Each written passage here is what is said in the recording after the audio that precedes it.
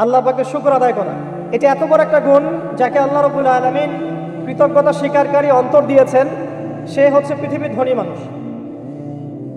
চলতে ফিরতে উঠতে বসতে সবসময় আমরা আল্লাহ পাকের নেয়ামতগুলো স্মরণ করব এবং সবসময় বলতে থাকবো আলহামদুলিল্লাহ, বলতে থাকবো আলহামদুলিল্লাহ। আল্লাহুম্মা লাকাল হামদ হামদান কাসীরান তাইয়িবান মুবারাকান ফীহি কামা ইয়ানবাগী লিজালালি ওয়াজহিক ওয়া আযীমি সুলতানিক। আল্লাহ পাকের শুকরিয়া যে যত বেশি আদায় করবে, আল্লাহ পাক বলেছেন লা ইন শাকারতুম লা আযীদান্নাকুম, তোমরা আমার শুকরিয়া আদায় করো আমি তোমাদের প্রতি আমার নিয়ামতকে বাড়াই দিব। ওয়া লা ইন কাফারতুম ইন্না আযাবি লাশাদীদ, তোমরা যদি আমার অকৃতজ্ঞ হও জেনে রাখো আমার আযাব বড়ই কঠিন।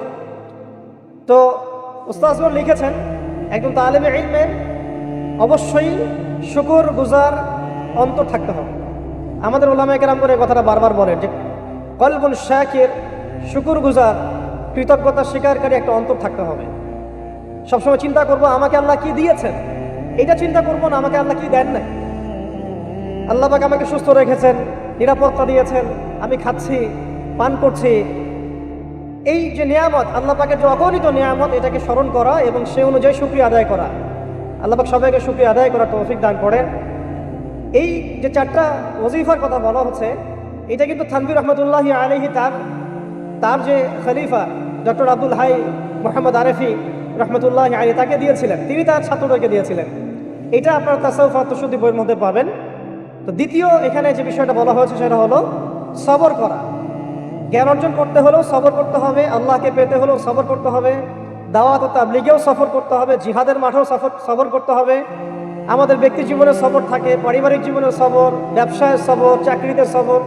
যেটাই আমার মর্জির খেলাফ হচ্ছে তখনই সবর করতে হয়। আর এটা একটু কঠিন, এই কারণে আল্লাহ রাব্বুল আলামিন সবরের সাথে মাইয়াতের ঘোষণা দিয়েছেন। যে ব্যক্তি সবর করবে আল্লাহ তার সাথে থাকবেন ইনশাআল্লাহ। এই জন্য আল্লাহ পাক বলেছেন ইন্নাল্লাহা মাআস সাবিরিন, সবরকারীদের সাথে আল্লাহ পাক আছেন। এটা কঠিন, এই কারণে যখন মর্জির খেলাফ কোনো কিছু হবে তখন আমাদের আলেমগণ বলেন সবসময় পড়তে থাকা যে ইন্না লিল্লাহি ওয়া ইন্না ইলাইহি রাজিউন।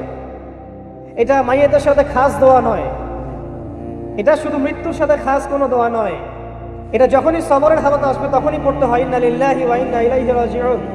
কারণ উলাইকা আলাইহিম সালাওয়াতুম মির রাব্বিহিম ওয়া রাহমা ওয়া উলাইকা হুমুল মুহতাদুন, এটা হেদায়েত পাওয়ার মাধ্যমও বটে এবং তাদের সাথে আল্লাহ পাকের রহমত আছে। তো শুকরগুজার অন্তর এবং সবরকারী অন্তর আল্লাহ পাক সবাইকে নসিব করেন, আমিন। 3 নম্বরে উস্তাদগণ বলেছেন তওবা, বেশি বেশি তওবা করতে বলা হয়েছে। চলতে ফিরতে উঠতে বসতে সবসময় আমরা আস্তাগফিরুল্লাহ ওয়া আতুবু ইলাইহি পড়ার অভ্যাস করি। যে যত বেশি তওবা করবে তার হৃদয় তত পরিচ্ছন্ন হবে, গুনাহ মাফ হবে। পরিচ্ছন্ন কলবের মধ্যেই আল্লাহ পাকের নূর এবং মারিফাত নাজিল হবে ইনশাআল্লাহ। অপরিচ্ছন্ন কলবের মধ্যে কিন্তু আল্লাহর নূর নাজিল হয় না। তাই উলামায়ে কেরাম বারবার অন্তত দিনে 100 বার আস্তাগফিরুল্লাহ ওয়া আতুবু ইলাইহি করতে বলেন। আল্লাহ পাক আমাদের সবাইকে পড়ার তৌফিক দান করেন। আর 4 নাম্বার যেটা এই কিতাবে এসেছে সেটা হচ্ছে ইস্তেআযা, অর্থাৎ ভবিষ্যতের কোনো বিষয়ের জন্য আমাদের যদি আশঙ্কা সৃষ্টি হয়, না জানি এটা আমার উপর বিপদ আসবে কিনা, ভয়, আশঙ্কা, আতঙ্ক, এই বিষয়গুলো যদি আমাদের ভিতরে আসে, অর্থাৎ ভবিষ্যৎ নিয়ে কোনো শঙ্কা, তখন বেশি বেশি আল্লাহর কাছে আশ্রয় প্রার্থনা করতে বলা হয়েছে। করতে বলা হয়েছে আউযু বিল্লাহ, আউযু বিল্লাহ, অথবা আউযু বিকালিমাতিল্লাহি তাম্মাতি মিন শাররি মা খালাক, অথবা আউযু বিল্লাহি মিনাশ শাইতানির রাজীম, আউযু বিল্লাহিস সামিউল আলীম মিনাশ শাইতানির রাজীম মিন নাফখিহি ওয়া নাফসিহি ওয়া হামজিহি। একবার আমার মনে আছে যে একটা জটিল মাসালা নিয়ে আমরা আমাদের মহতারাম খতিব সাহেব বাইতুল মুকাররমের বর্তমান খতিব সাহেব তার দ্বারস্থ হয়েছিলাম। একটা মুশকিলা দেখা দিয়েছে, একটা দোয়া শিখিয়ে দেন যে দোয়ায় আমল করলে ইনশাআল্লাহ এটা চলে যাবে। তা আমাকে তিনি পার্সোনালি বলেছিলেন যে এই দোয়াটা যেটা আমি এখন শিখিয়ে দিচ্ছি আপনাকে, এই দোয়াটা জিবরাইল আলাইহিস সালাম রাসূলুল্লাহ সাল্লাল্লাহু আলাইহি ওয়াসাল্লামকে শিখিয়ে দিয়েছিলেন এবং রাসূলুল্লাহ সাল্লাল্লাহু আলাইহি ওয়াসাল্লাম এই দোয়াটা খালিদ বিন ওয়ালিদ রাদিয়াল্লাহু আনহুকে শিখিয়ে দিয়েছিলেন। তো শোনার এবং শেখার খুব আগ্রহ ছিল, তা আমি লিখে নিচ্ছিলাম এবং নোট করছিলাম। এই দোয়াটা যদি আপনারা পড়তে পারেন, ভবিষ্যতের যে কোনো শঙ্কা, আশঙ্কা, বিপদ আপদ, বালা মুসিবত, এই বিষয়গুলোর ব্যাপারে আল্লাহর পক্ষ থেকে একটা সাকিন এবং সুকুন হৃদয় নাজিল হবে ইনশাআল্লাহ। একটু বড়, যেহেতু এখানে তালেব ইলমগণ অনেক, তারা তো শুনলেই মুখস্থ করতে পারবেন, তাই আমি নোট করে আনছি।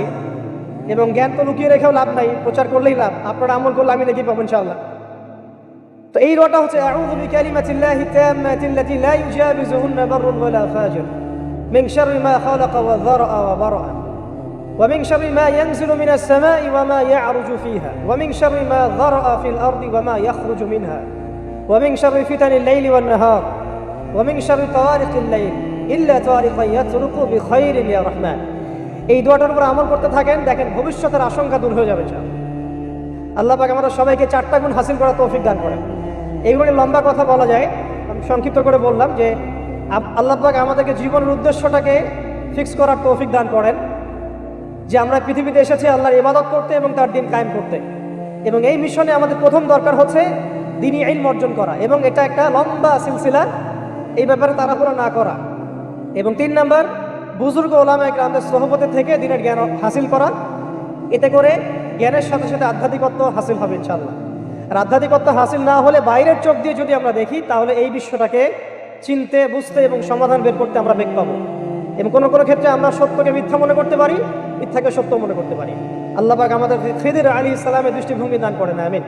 আর 4 নাম্বার, প্রত্যেক তালেব ইলমের এবং যারা আল্লাহর পথের সেনানী হতে চান, হতে চাই, আমরা মুজাহিদ হতে চাই, মুবাল্লিগ হতে চাই, মুহাদ্দিস হতে চাই, বা দ্বীনের পথে আমরা শহীদ হতে চাই, এই তামান্না যাদের আছে তাদেরকে এই 4টা গুণ হাসিল করতেই হবে। আল্লাহ পাক তৌফিক দান করেন। 1 নাম্বার শুকর, 2 নাম্বার সবর, 3 নাম্বার তাওবা এবং 4 নাম্বার ইস্তেআযা বা আশ্রয় প্রার্থনা। আবার বলছি, 1 নাম্বার শুকর, বেশি বেশি শুকরিয়া আদায় করা, 2 নাম্বার সবর করা, 3 নাম্বার হচ্ছে পূর্বের পাপের জন্য তওবা করা, এবং যখনই পাপ হবে তখনই তওবা করা। ওলামায়ে কেরামগণ বলেন যে সকাল সন্ধ্যায় সাইয়্যিদুল ইস্তিগফার কখনো না ছাড়া, সকাল সন্ধ্যায় সাইয়্যিদুল ইস্তিগফার কোনো অবস্থায় যেন না ছাড়া। এটা নিশ্চয়ই আপনাদের মুখস্থ আছে। আল্লাহুম্মা আনতা রাব্বি লা ইলাহা ইল্লা আনতা খালাকতানি আনা আবদুক ওয়া আনা আলা আহদিকা ওয়া ওয়া'দিক মাসতাতা'তু আউযু বিকা মিন শাররি মা সানা'তু আবু'ু লাকা বিনি'মাতিকা আলাইয়া ওয়া আবু'ু বিযানবি ফাগফির লি ফাইন্নাহু লা ইয়াগফিরু যুনুবা ইল্লা আনতা। এই দোয়াটা কখনো না ছাড়া। এবং যখন পূর্বের কোনো পাপের কথা মনে হয় যে এতদিন আগে আমার একটা পাপ হয়ে গিয়েছিল, মনটা একটু খারাপ হতে পারে, চোখে পানি আসতে পারে, ইমিডিয়েটলি পড়তে বলা হচ্ছে আস্তাগফিরুল্লাহ ওয়া আতুবু ইলাইহি, আস্তাগফিরুল্লাহ ওয়া আতুবু ইলাইহি। আল্লাহ পাক সবাইকে খাস তওবা করার তৌফিক দান করেন। এবং 4 নাম্বার হচ্ছে আমাদের জন্য জরুরি, সেটা হলো ইস্তেআযা বা আল্লাহ পাকের কাছে আশ্রয় প্রার্থনা করা। আল্লাহ রাব্বুল আলামিন আমাদের সবাইকে তার কাছে আশ্রয় প্রার্থনা করার তৌফিক নসিব করেন, আমিন। 5 নাম্বারটা হচ্ছে যে চলমান যে ফিতনাগুলো আছে আমাদের সামনে, এই ফিতনাগুলোকে কাগজে কলমে আইডেন্টিফাই করা। আমি সহজ করে দিই আপনাদের জন্য। আমাদের সামনে ফিতনাগুলো কয়েকটা ক্ষেত্রে বিভক্ত। একটা হচ্ছে ব্যক্তিগত ক্ষেত্রের ফিতনা, একটা হলো আমাদের শিক্ষা ক্ষেত্রের ফিতনা, একটা হলো আমাদের অর্থনৈতিক ক্ষেত্রের ফিতনা, একটা হলো সাংস্কৃতিক ক্ষেত্রের ফিতনা, একটা পারিবারিক ক্ষেত্রে এবং একটা রাষ্ট্রীয় ক্ষেত্রে, এবং এর চেয়ে বড় পরিসরে আছে বৈশ্বিক ক্ষেত্রে কিছু ফিতনা। এই ফিতনাগুলোকে আমাদেরকে কাগজে কলমে এবং আল্লাহর নূর দিয়ে, কোরআন সুন্নাহর চোখ দিয়ে আইডেন্টিফাই করতে হবে এবং সেগুলোকে সমাধানের পথ খুঁজে বের করতে হবে। আল্লাহ পাক আমাদের সবাইকে তৌফিক দান করেন, আমিন। আমাদের যে গন্তব্য, যে আমরা চাই আল্লাহর জমিনে দিন কায়েম হোক, এই গন্তব্যে ইস্তেকামা ধরে রাখা বা ধারাবাহিকতা বজায় রাখা। এমন যেন না হয় যে আমাদের কিছুদিনের কাজ খুব গতিসম্পন্ন হচ্ছে এবং বাকি কাজ মন্থর হচ্ছে, এমনটা যেন না হয়। সিরাতের সুন্নতে নবী সাল্লাল্লাহু আলাইহি ওয়াসাল্লাম যেভাবে দীর্ঘ 23 বছর তার দাওয়াত এবং জিহাদের মিশন চালিয়েছেন, এইভাবে আমরা যেন আমাদের এই গন্তব্যটাকে হাসিল করতে পারি এবং সবর বজায় রাখি, ইস্তেকামা ধরে রাখি, আধ্যাত্মিকতা ধরে রাখি এবং যা জানি তার উপর আমল করার চেষ্টা করি, সুন্নাহ ভিত্তিক জীবনযাপন করার চেষ্টা করি। আল্লাহ পাক সবাইকে তৌফিক দান করেন, আমিন। যদি রিজিকটা আমাদের হালাল না হয়, তাহলে এই যে এত বড় বড় কথা বলছি বা এত বড় স্বপ্ন দেখছি, এগুলো কিন্তু ভাই আসলে বাস্তবায়ন করা খুব কঠিন হবে। কোনো কোনো ক্ষেত্রে হয়তো সম্ভবও হবে না। ইন্নাল্লাহা তাইয়্যিব লা ইয়াকবালু ইল্লা তাইয়্যিব। আল্লাহ পাক পবিত্র, তিনি পবিত্র ছাড়া কিছু কবুল করেন না। আর এখন রিজিকের মধ্যে যত ফিতনা, সুদের ফিতনা আছে, ঘুষের ফিতনা, দুর্নীতির ফিতনা, কাগজের টাকার হারামের কিছু ফিতনা চলে আসছে এর ভিতরেও, ক্রিপ্টোকারেন্সির ফিতনা আসতেছে সামনে। এছাড়া আছে আমাদের মার্কেটের সিন্ডিকেট, পণ্য মজুত করা, বাপে কম দেয়া, মানে হারাম খাওয়ার যতগুলো অপশন আছে, আমার মনে হয় এই জামানায়, এই যুগে এটা সবচেয়ে বেশি উন্মুক্ত আমাদের সামনে। তো হারাম খাওয়া সহজ, হালালে চলা একটু কঠিন, তবে হালাল খাওয়াটা অসম্ভব নয়। আল্লাহ পাক সূরা তালাকের মধ্যে বলেছেন, ওয়া মান ইয়াত্তাকিল্লাহা ইয়াজআল লাহু মাখরাজা। যে ব্যক্তি আল্লাহকে ভয় করে, আল্লাহ পাক তার জন্য রাস্তা বের করে দেন। ওয়ারযুকহু মিন হাইসু লা ইয়াহতাসিব, এবং এমন উৎস থেকে আল্লাহ পাক তাকে রিজিক দেন যা সে কখনো কল্পনাও করে নাই। আল্লাহ পাক আমাদের সবাইকে হালাল খাবার তৌফিক দান করেন। আমি প্রত্যেককে কমপক্ষে পার্ট টাইম দাওয়াতের কাজ করতে হবে। দাওয়াত এবং তাবলীগের কাজটা এটা এখন আমভাবে সকলের উপর বর্তিয়ে গিয়েছে। এটা ব্যাপারটা এমন নয় যে ওলামায়ে কেরামগণ দাওয়াতের কথা বলবেন, তাবলীগের কথা বলবেন, আমাদের উপর কোনো জিম্মেদারি নাই। ব্যাপারটা কিন্তু এমন নয়। আমাদের প্রত্যেককে সৎ কাজে আদেশ করতে হবে, অসৎ কাজে নিষেধ করতে হবে। এবং আপনারা তো সবাই জানেন, হুযায়ফা রাদিয়াল্লাহু আনহু থেকে যে হাদিসটা বর্ণিত হয়েছে সহিহ মুসলিম শরীফে এসেছে, যে যদি আমরা সৎ কাজে আদেশ না করি, অসৎ কাজে নিষেধ না করি, তাহলে আল্লাহর পক্ষ থেকে বিপদ আপদ, বালা মুসিবত, গজব আসবে। এই সময় ওই কম দোয়া করবে, কিন্তু এই দোয়া আল্লাহর দরবারে কবুল হবে না। তাই আল্লাহ রাব্বুল আলামিন আমাদের সবাইকে সৎ কাজে আদেশ করার তৌফিক দান করেন, অসৎ কাজে নিষেধ করার তৌফিক দান করেন, হালাল খাওয়ার তৌফিক দান করেন, এবং দাওয়াত ও তাবলীগে সবাইকে এই মেহনতে যুক্ত থাকার তৌফিক দান করেন। প্রথম আমাদেরকে আমাদের জীবনের উদ্দেশ্যটাকে ফিক্স করতে হবে। আমরা এই পৃথিবীতে কি উদ্দেশ্যে এসেছি, এই উদ্দেশ্যটাকে বোঝা এবং সেই অনুযায়ী আমল করা, এটা হলো আমাদের জীবনের প্রথম কাজ। তো উপস্থিত তারুণ্যের প্রতি আমার প্রথম আজকের নাসিহাত, যে আমরা যেন আমাদের জীবনের লক্ষ্য এবং উদ্দেশ্যটাকে উপলব্ধি করতে সক্ষম হই। আল্লাহ পাক সবাইকে তৌফিক দান করে দেন। এ বিষয়ে দুটো কথা আলোচ করতে চাই। একটা তো আল্লাহ পাক সূরাতুজ যারিয়াতের মধ্যে বলেছেন, বা'দা আউযু বিল্লাহি মিনাশ শাইতানির রাজীম, ওয়া মা খালাকতুল জিন্না ওয়াল ইনসা ইল্লা লিয়াবুদুন। আমি জিন জাতি এবং মানব জাতিকে শুধুমাত্র আমার ইবাদত করার জন্যই সৃষ্টি করেছি। তো এখান থেকে আমরা বুঝতে পারছি যে এই পৃথিবীতে আল্লাহ পাক আমাদেরকে পাঠিয়েছেন শুধুমাত্র তার ইবাদত করার জন্যই।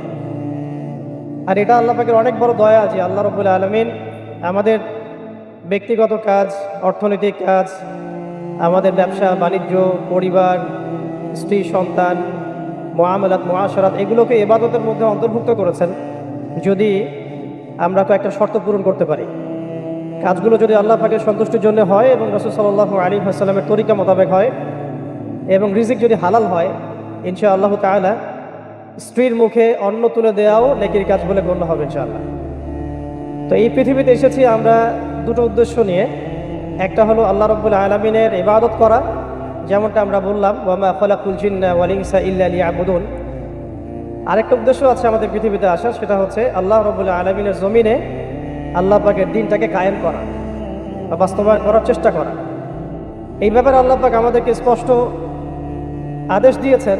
সূরা আল ইমরানেও বলেছেন, কুনতুম খায়রা উম্মাহ উখরিজাত লিন-নাস তা'মুরুনা বিল মা'রুফ ওয়া তানহাউনা 'আনিল মুনকার ওয়া তু'মিনুনা বিল্লাহ। ঠিক একইভাবে আল্লাহ রাব্বুল আলামিন সূরা মুহাম্মাদের মধ্যেও বলেছেন, ইন তানসুরুল্লাহা ইয়ানসুরকুম ওয়া ইউসাব্বিত আকদামাকুম। তোমরা যদি আল্লাহর দ্বীনকে সাহায্য করো, আল্লাহকে সাহায্য করো, তাহলে আল্লাহ পাকও তোমাদেরকে সাহায্য করবেন। ওয়া ইউসাব্বিত আকদামাকুম, তোমাদের পা আল্লাহ পাক শক্ত করে রাখবেন। আর ওয়া ইন তাতাওয়াল্লাউ ইয়াস্তাবদিল কওমান গায়রাকুম, আর তোমরা যদি মুখ ফিরিয়ে নাও, পৃষ্ঠ প্রদর্শন করো, তাহলে জেনে রেখো আল্লাহ পাক অন্য কওমকে তোমাদের স্থলাভিষিক্ত করবেন এবং তারা তোমাদের মতো হবে না। এই আয়াতগুলো থেকে আমরা বুঝতে পারছি যে আল্লাহ রাব্বুল আলামিনের জমিনে তার দ্বীন কায়েম করা, তার দ্বীনের সহযোগী হওয়া, দ্বীন ইকামতে দ্বীনের কাজ করা, দ্বীন প্রতিষ্ঠার জন্য কাজ করা, এটা আমাদের পৃথিবীতে আসার অন্যতম একটা উদ্দেশ্য। তাই আমি তরুণ ভাইদেরকে হৃদয়ের অন্তঃস্থল থেকে অনুরোধ করব, জীবনের উদ্দেশ্য সম্পর্কে আমরা সচেতন হই। আমরা পৃথিবীতে শুধু খেলতামাশা করতে আসি নাই, সময় নষ্ট করতে আসি নাই, শুধু চাকরির পিছনে ছুটতে আসি নাই, ব্যবসার পিছনে ছুটতে আসি নাই।